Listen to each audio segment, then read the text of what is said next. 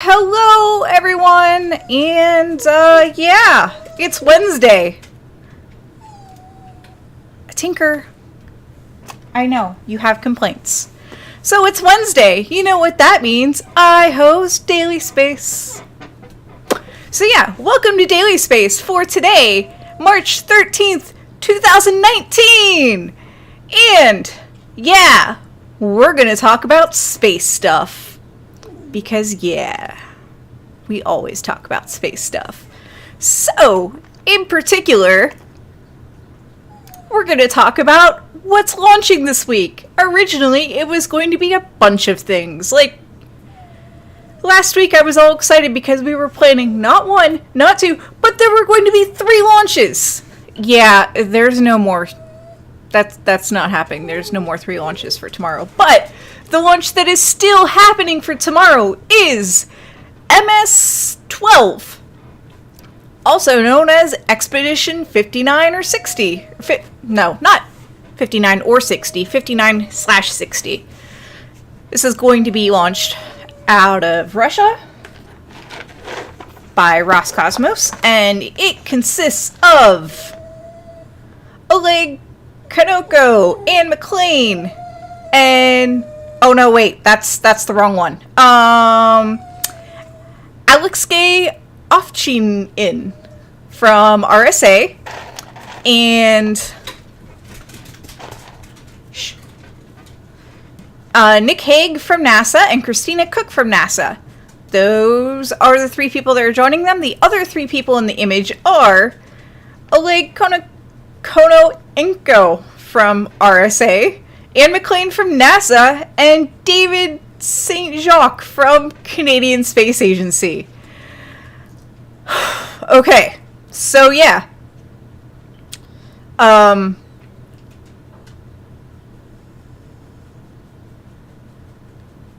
was a very nice understatement. Apparently y'all are having some bugs. I'm sorry about that. But yeah, so those are the 6 people in the image. And yeah, it's super cool.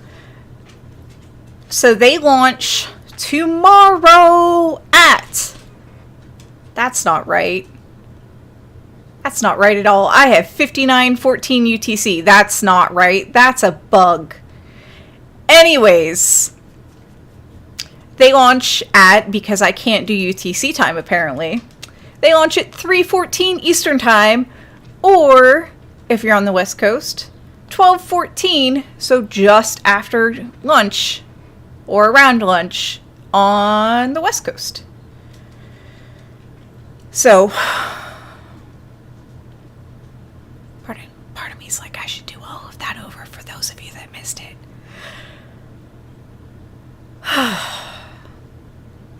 You wanna know what? I'm gonna stop the broadcast. Nope. Should I stop the broadcast and start over? I feel like I should stop the broadcast and start over. We're going to stop the broadcast and start over. Alright. Because there are bugs, I'm going to try to fix the bugs. Nope. Host bug. But part of me is like, can I fix it from here?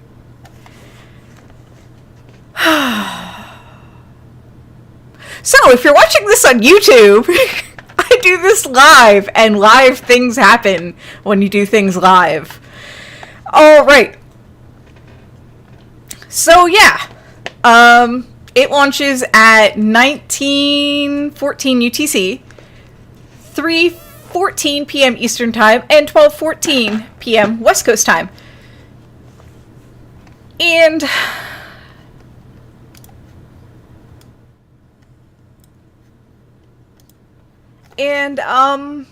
yeah, so the people in the picture are going to be, I guess this is Expedition 59, and the people that are going up are going to be part of Expedition 59, and then transition to Expedition 60.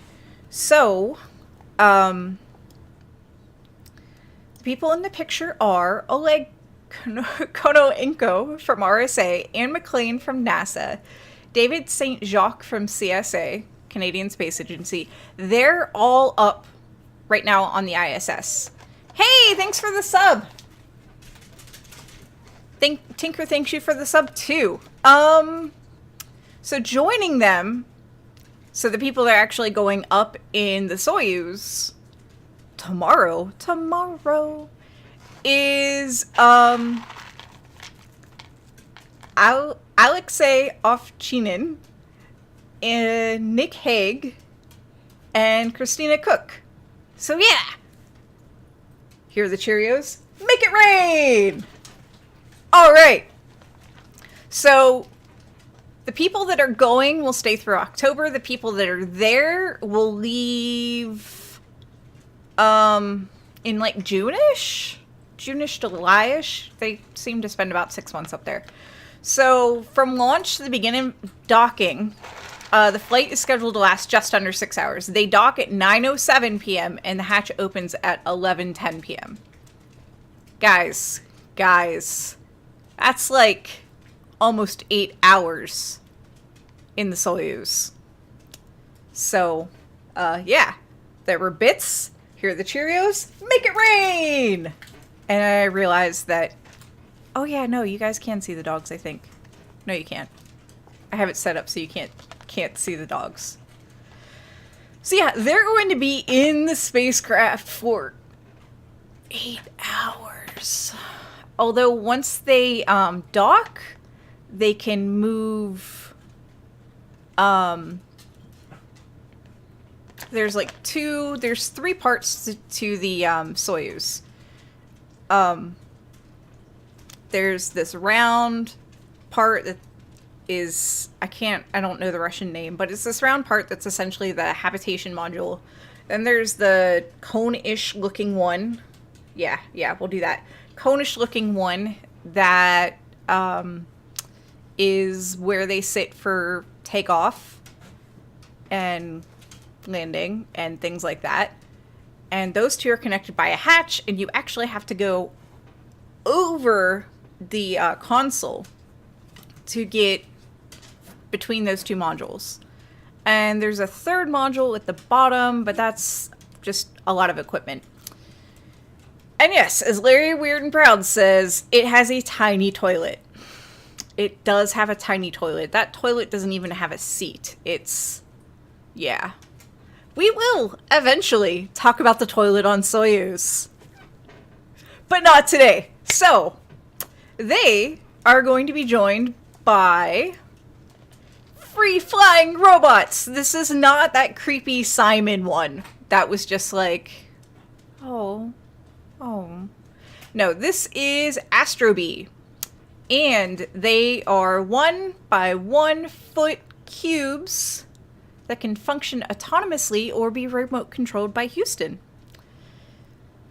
So, the idea is to save the astro and cosmonauts time by taking over mundane chores using these robots. So they can do things like verifying locations of tools, because yes, that's a thing. I don't know if any of y'all cook in the kitchen and live with somebody else, but you always, when something's not the right place in the kitchen and then you have to spend 5 minutes finding it. Yeah, the space station has that problem too. And other things like monitoring environmental conditions and just looking at readouts. Like, these are things that the astronauts do now. But they want to free up the astronauts' time because the astronauts' time is pretty valuable. So, there will be a microphone and camera, which will allow ground control to both see and hear what's happening on the ISS. So, yay. Like I said before, it can be remote controlled by Houston. So if Houston wants to check something out while the astronauts are sleeping, they can go and check something out now. They don't have to wake an astronaut to be like, hey, go check the, environmental controls. So that's kind of cool. I mean, there's already a bunch of cameras and microphones all over the ISS. This is just a moving camera and microphone. So, there will be 3 of these on the ISS. There will be 3 of these on the ground and 4 in backup, so they've made 10 of these. And yes, because it took so long to build them, they have actually made it. They actually couldn't get the components they needed to replace them. So, the ones that are going to be on the ISS are called Honeybee. Bumblebee, and Queen Bee. And two of the ones on the ground, out of the three, are Bee Sharp and Melissa Bee. And I guess they chose Melissa because it's Greek for bee. So that one is like BB, which I just find weird. So these are expected to stay for the duration of the ISS's life, which right now is the end of 2024. So, yeah. So for the geeks of you out there, it runs off of a combination of Android and Linux. There were some other technical things I was able to find, but I don't remember them. Because it was mostly like chip types. They actually ran out of the chips they needed, so they had to switch partway through, which is weird. But yeah, because I know some of you are geeks and appreciate knowing the computer details, yeah, it runs off of Android and Linux, which I thought was cool. Okay, so next launch is the 15th, which is WGS-10 for the DoD, and it will be launched by United Launch Alliance here in the US. So this one launches at March 15th, 2256 UTC. That's 6:56 Eastern and 3:56 West Coast time. And yes, we will be streaming this, I think. One of us will stream it. We'll make sure it's streamed. We're going to make sure the other one's streamed too. So this is the second to the last flight of the single-stick Delta IV rocket. Somebody out there will know what that means. I'm assuming single-stick means it's just the one and it doesn't have all the boosters around it. WGS-10 is a military communications satellite operated by the Air Force. So that's pretty cool. It is... I don't know why there's two of them in the picture.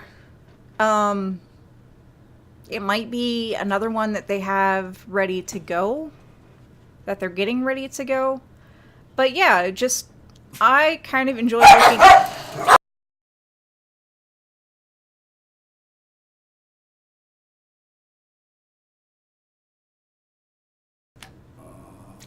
The dogs have strong opinions about this being a military communications satellite. So, the scale of it is pretty massive, just looking at, you know, the human in the picture versus the satellite. So, yeah. Communication satellites are good and are super important for our military. And if that bothers you, think of it this way. Without satellites... Cheerios, make it rain! Without satellites, deployed soldiers don't have internet. They can't. In some really remote locations, I don't think they can even make phone calls without these satellites. So yeah, even if you're not a fan of the military, at least think about the people that are in the military and how much, you know, calling home matters, because sometimes it does. All right, Tom Van Scooter says more Cheerios, please. All right, so Cheerios and make it rain. The dogs are very happy. Thank you so much. All right, so the next launch is March 16th. So we do have Cheerios. Make it rain! Alright, so the next launch, and we've talked about this one before, is of our 3D2. And this one is March 16th. So we're going to have 3 launches in a row, which is pretty cool. And this launches at 22:30 UTC, which I didn't convert to Eastern time, apparently. So yeah, just subtract 4 from that, and 22 minus 4 is 18, so that's 6:30 Eastern time and 3:30 West Coast time. Yeah, military time. And I meant to make the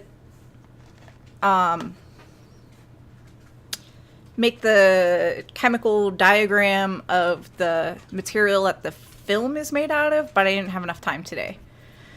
So, as a refresher, the image that you see is the R3D2, which stands for Radio Frequency Risk Reduction Development Demonstration. Blech.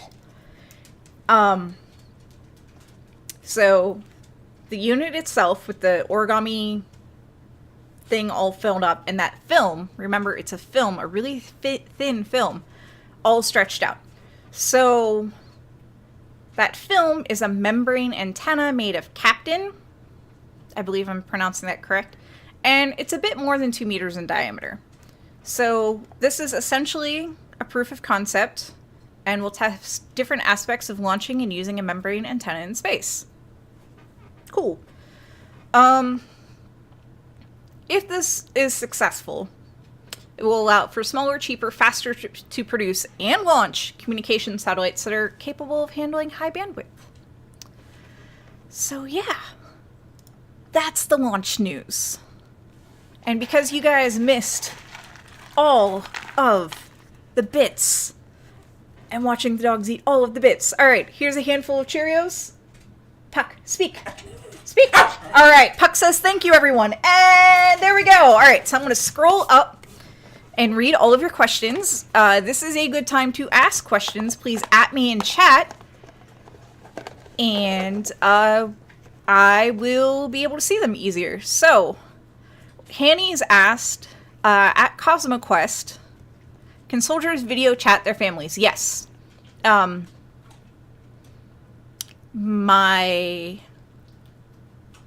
Yes.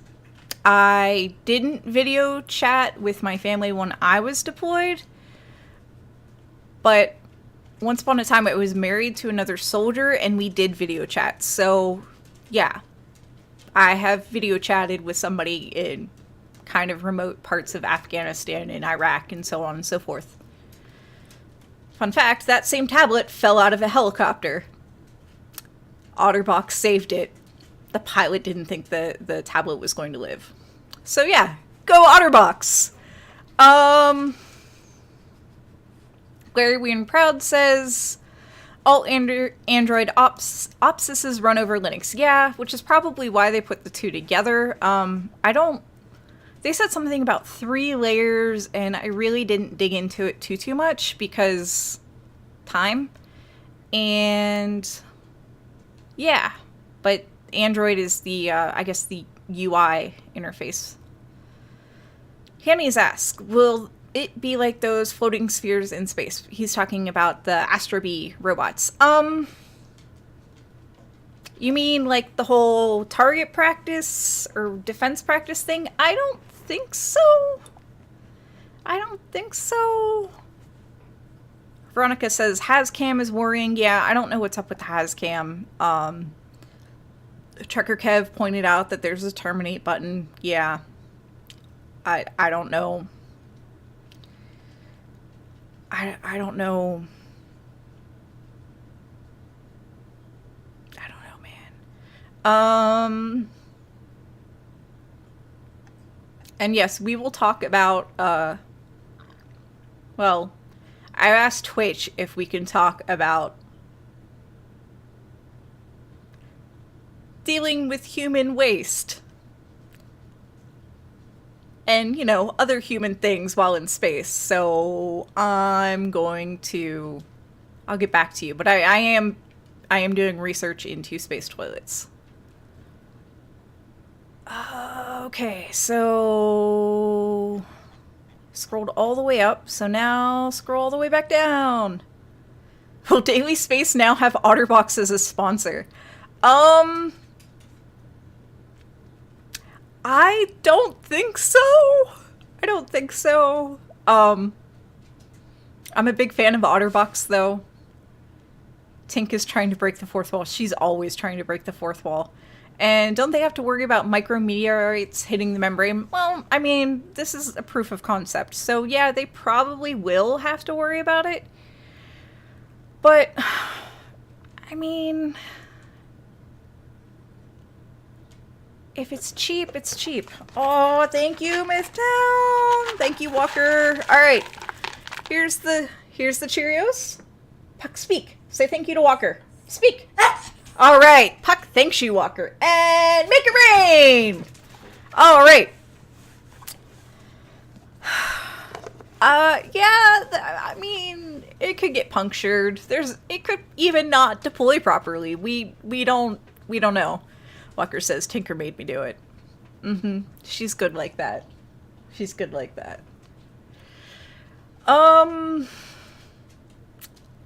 But yeah.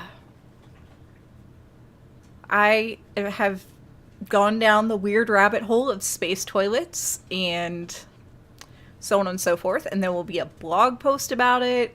For sure there will be a blog post about it, and I might stream about it. I have to see what Twitch says, because even though everybody's like, yeah, we're pretty sure that's allowed, I want to make sure Twitch is well aware, because I don't want to get us banned off of Twitch for talking about what some people could consider obscene things, because some people are very uncomfortable talking about those things, and I'm kind of fascinated. Hanny's asked, how much privacy is in the space toilet? It depends on which space toilet you're talking about. So on the ISS, there are two different toilets, right? And there is no door, but there's a curtain. And they can actually, like, sit down and strap themselves in for that one. On the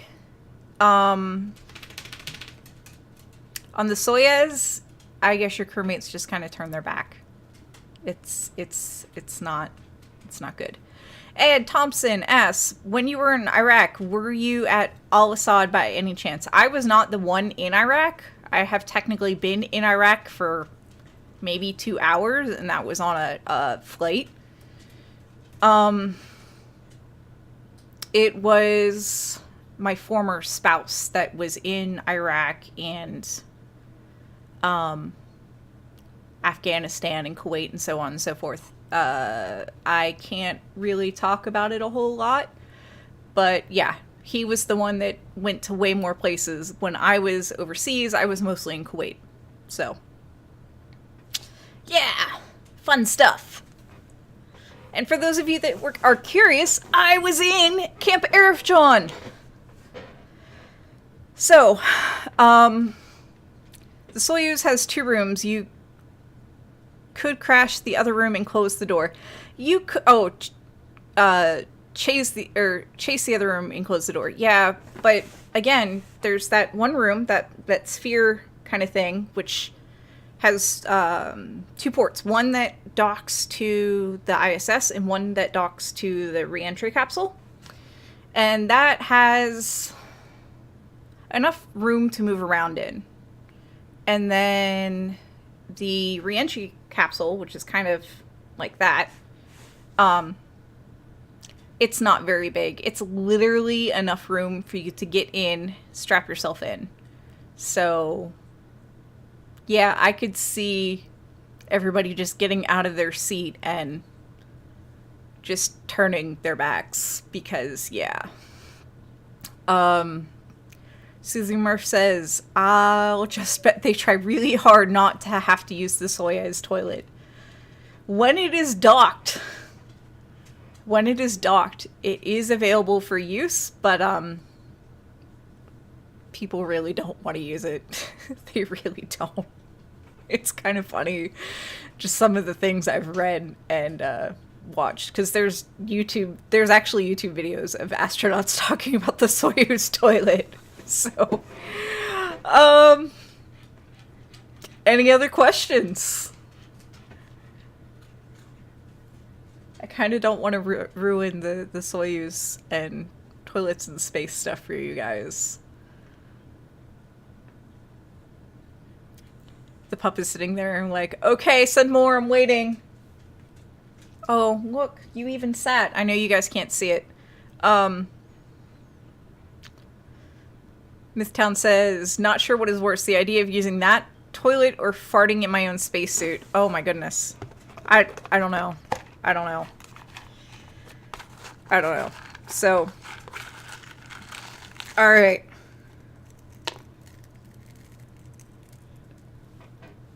Here's the Cheerios. Make it rain! And Jay Ramsey says, and which one is the toilet Howard Markowitz designed? I don't know. Are you talking about the character from Big Bang? Because I think in the storyline he did develop a toilet. I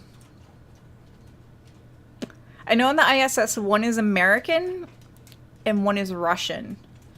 And the Russian toilets, I don't think the technology's changed a whole lot. I don't think the American toilet, the technology has changed a whole lot. So, trying to think. If you ever go to Washington, D.C., and you go to the Air and Space Museum, you can actually see a replica or an actual toilet, I can't remember what, that they used. Susie Murph says, everyone is fascinated by space toilets. Jay Ramsey, sorry, it was a lame attempt at a joke. It's okay. It's okay. It's okay. Jokes are welcome. Yeah, space toilets are kind of cool, and I really hope, that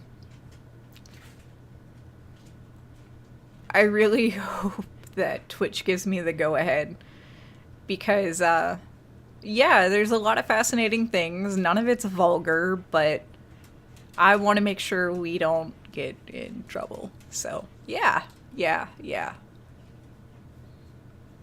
So, before we go way down that rabbit hole, because, oh my, it's a rabbit hole. It's a rabbit hole. I know. You know what? I'm gonna get more Cheerios for the dogs because my container's empty. Oh. So, yeah. All right.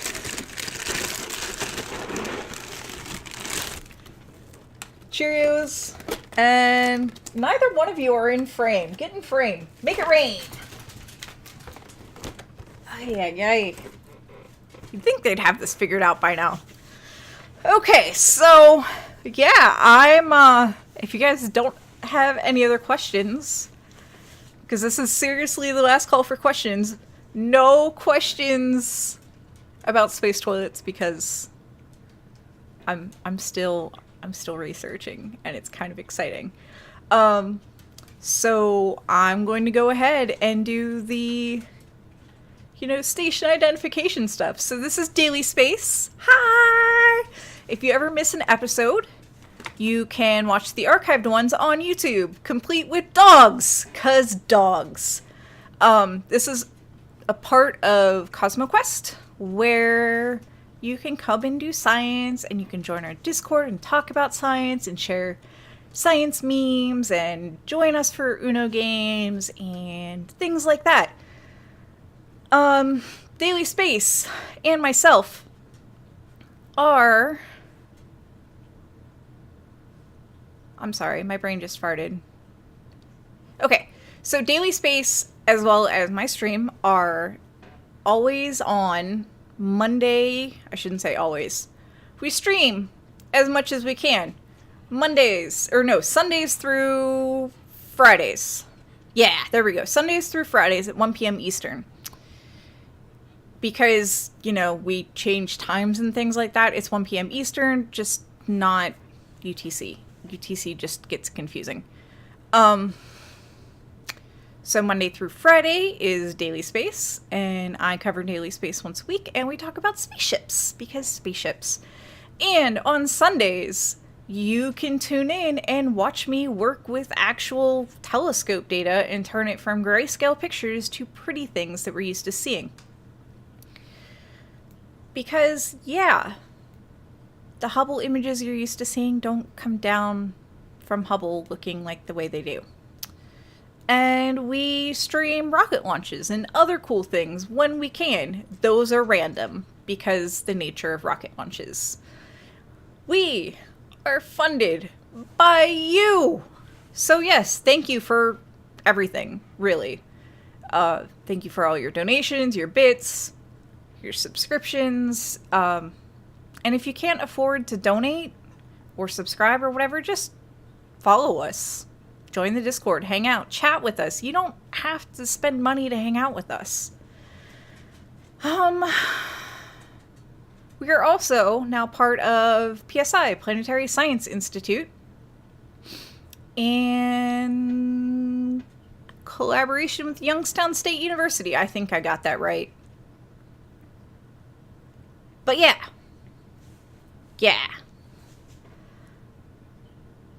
Planetary Science Institute, Youngstown State University, and you guys make Daily Space happen. So, yeah. And one last scrolling-y uppy thing.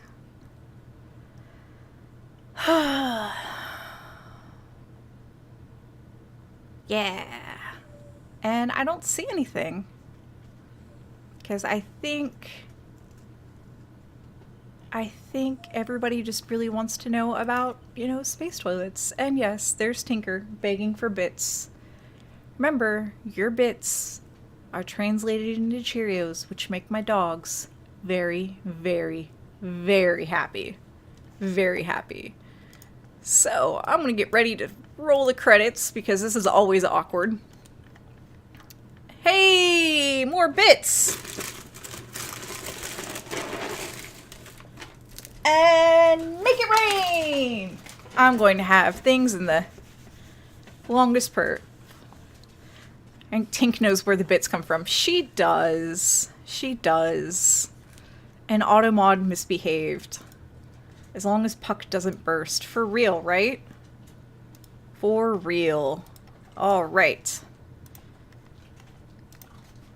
Yeah, the dogs are totally aware. Stop looking into my soul, Tink. She is a little soul stealer.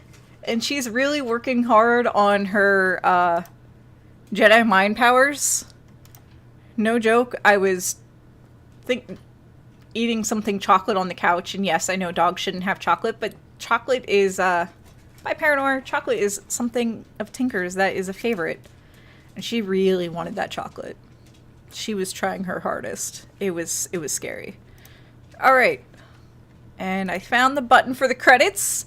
So yeah, thank you all for hanging out with me. Thank you all for putting up with Twitch's weirdness. And yeah, I'll roll the credits and find somebody to raid, and I'll see you all later. Bye!